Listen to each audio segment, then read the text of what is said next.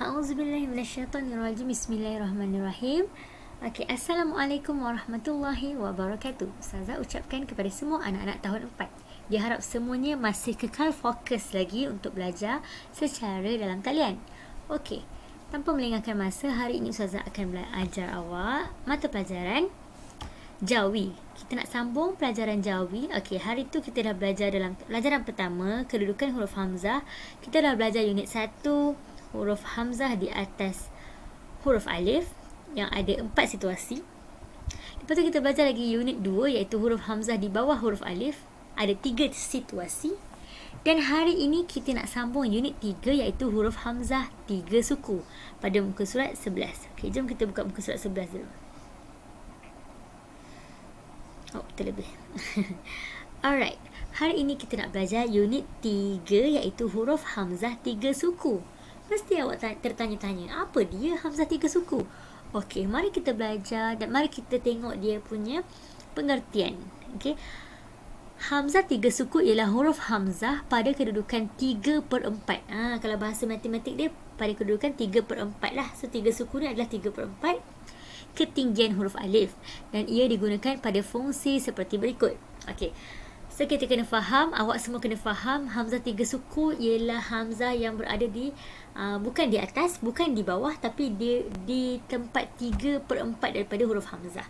Okey, dan lepas Ustazah dah study, Ustazah study dulu tau sebelum nak jawab. Ustazah belajar dulu, Ustazah ulang kaji dulu. Selepas Ustazah ulang kaji, rupanya huruf Hamzah 3 suku ni ada 6 situasi yang kita kena gunakan dia. Yang kita kena letakkan Hamzah ni berada di 3 suku kedudukan Alif. Apa yang situasi pertama dia? Okay, situasi pertama kita tengok kata dasar yang diakhiri bunyi vokal A ataupun vokal bunyi dia A menerima imbuhan an dan i. Contohnya perkataan cela, kan A kan belakang kan, cela, baca, ke benda, benda, kesuka. Okey, suka tambah an kat belakang. Celaan, bacaan, kebendaan, kesukaan. Okey. Bila mana huruf-huruf ataupun perkataan-perkataan yang diakhiri dengan huruf A, huruf vokal A dan menerima imbuhan an di belakangnya, cara awak nak jawikan ialah mestilah eja letakkan Hamzah tu di 3/4 daripada Alif. Okey. Celaan contoh ca, ca, la, lam alif, an. Hamzah, tengok Hamzah kedudukan Hamzah tu 3/4 daripada Alif dan nun. So an dekat sini Hamzah dan nun. Samalah juga bacaan, kebendaan, kesukaan. Hamzah dia terletak di 3/4 daripada huruf Alif. Okey. Dan cara nak tulis an ialah Hamzah dan nun. Alright. Sama juga dengan perkataan yang diakhiri dengan vokal A menerima imbuhan I ataupun imbuhan I. Okey, di harga I. Okey, dia punya kata dasar harga. Okey. Redha, rasa, cinta, dan semuanya ditambah imbuhan i di belakang. Dihargai, meredai, merasai dan dicintai. Apabila menerima imbuhan i, macam mana cara nak eja dia? Dihargai. Okey, i kat sini Hamzah dan ya. Okey, Hamzah dan ya. Hamzah kena letak 3/4 daripada kedudukan huruf Alif. Okey, sama juga. Redai, merasai. Okey, mim, me, ro alif, ra, sa, sin alif dan i, Hamzah dan ya, merasai. Macam tu.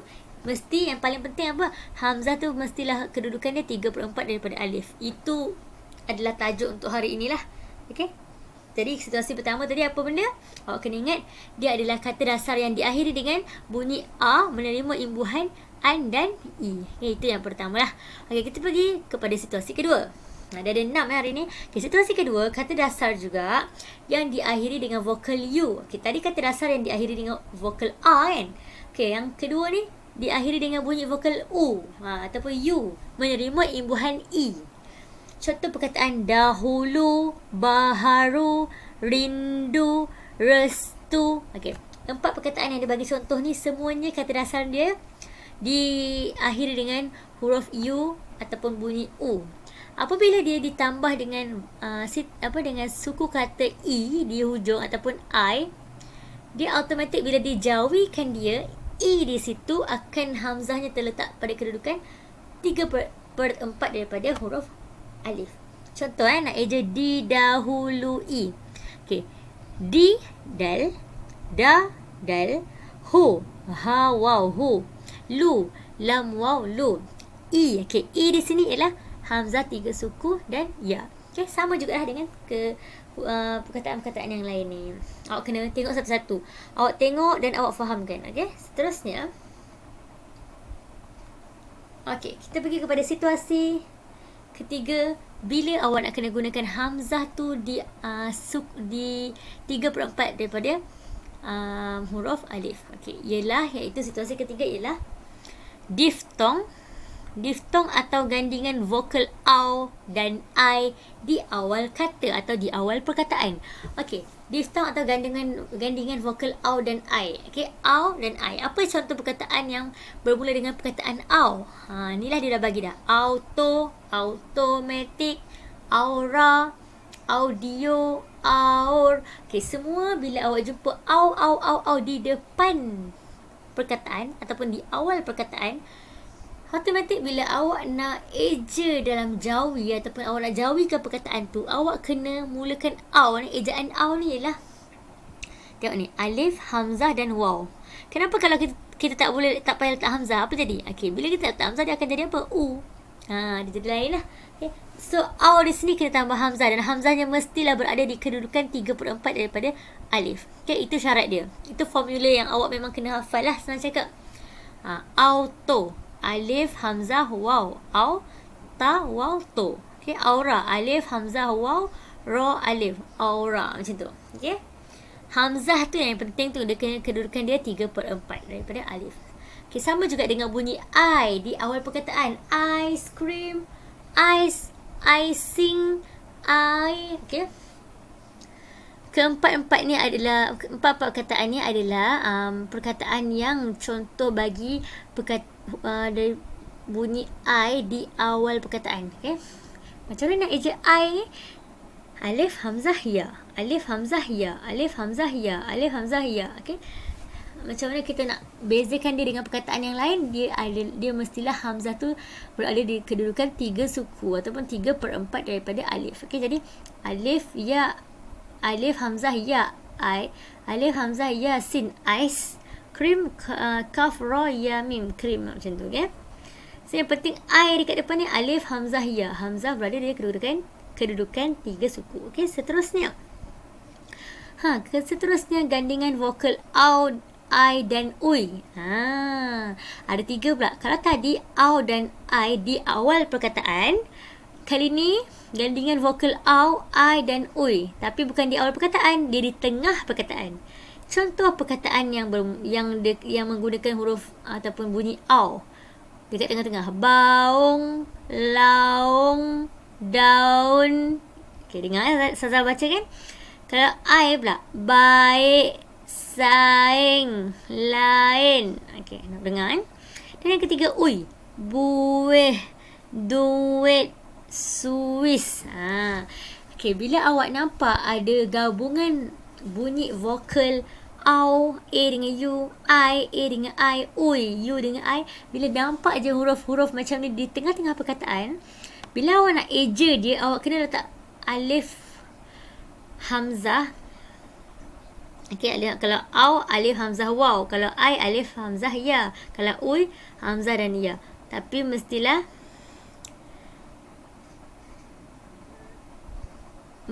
hamzah dia diletakkan di 3 suku daripada alif. Okey, contohnya baung, ba alif, ba hamzah, waw, ngaung, baung. Okay, kalau saing, sin alif, sa alif, hamzah, ya, ngaing, saing. Macam tu Kalau duit, dal, waw, du, al, hamzah, ya, ta, it, du, it. Macam tu Kalau awak tak tambah hamzah, dia akan jadi macam ni. Okay, kalau tak tambah kan, dia bagi explanation. Kalau baung tak tambah hamzah, dia akan jadi bawang. Laut tak tambah hamzah, jadi lawat. Saing akan jadi sayang. Lain akan jadi layan. Jadi penting untuk awak letakkan hamzah di 3 suku daripada huruf alif tu. Penting kalau tak salah lah awak punya maksud perkataan itu. Okey, tanpa membuang masa. Situasi kelima, macam mana kita nak gunakan ataupun bila kita nak gunakan hamzah tu mestilah kedudukan dia di sepertiga lagi saya nak cakap. Salah. Di 3 suku daripada huruf alif. Okey, situasi yang kelima ialah kata pinjaman bahasa Arab yang mengandungi hamzah tunggal di tengah. Di tengah perkataan hendaklah ditulis dengan hamzah 3 suku. Contoh perkataan mukmin, muazzin, muallaf, muktamar. Okey, semua 4 perkataan ni adalah perkataan daripada perkataan Arab yang bahasa Melayu cuma pinjam perkataannya. Jadi bila perkataan macam ni, bila kita nak jauhikan dia, hamzah tu mestilah, hamzah tu kan memang dekat tengah, letak hamzah tu dekat 3/4 daripada alif. Okey. So kalau dia waw, atas sikit daripada waw. Mukmin. Mim waw hamzah mu. Mim ya nun min mukmin. Okey, macam tu Muktamar. Mim waw hamzah mu. Ta mim romar muktamar. Macam tu. Okey. Dan yang 4 ni awak hafal lah. Okey. Kalau saya tak silap, minggu lepas punya latihan berkenaan dengan tajuk unit 2, hamzah di bawah huruf alif, ada kena jauhikan perkataan mukmin. Jadi mana Ustazah silap tanda hari tu yang tak ada ya, Ustazah betulkan, awak betulkan balik sebenarnya mukmin ada ya. Ustazah ternampak pula kesilapan Ustazah. Okey, seterusnya yang ke-6, situasi yang terakhir bila kita nak guna hamzah mestilah kedudukan dia 3/4 daripada alif. Bila? Okey, yang terakhir ialah apabila ada nama khas. Kita jumpa nama khas dan biasanya memang bukan nama orang Melayu lah. Contoh kalau dekat sini kita tengok Eng, Ong, Eng. Semuanya nama orang Cina lah kebanyakannya. Contohnya Kristi Eng. Okay?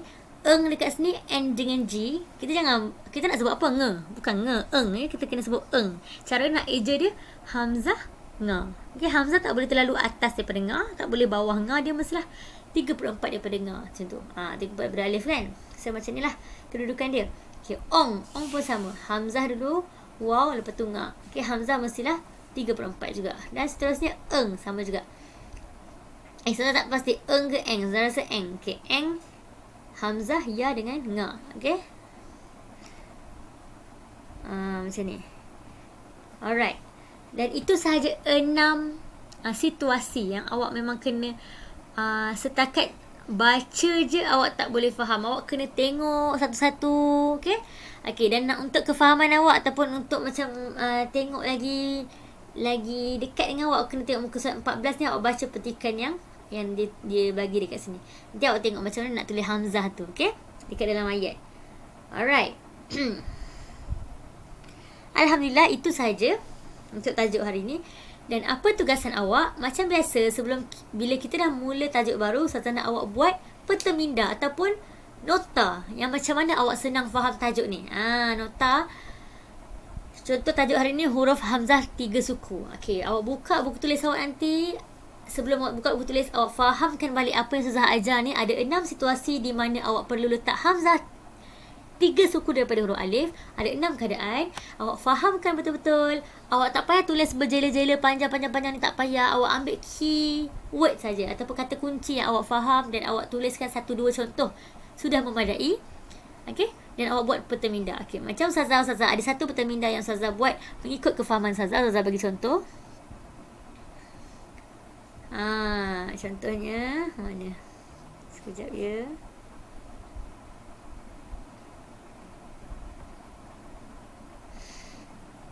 Ni.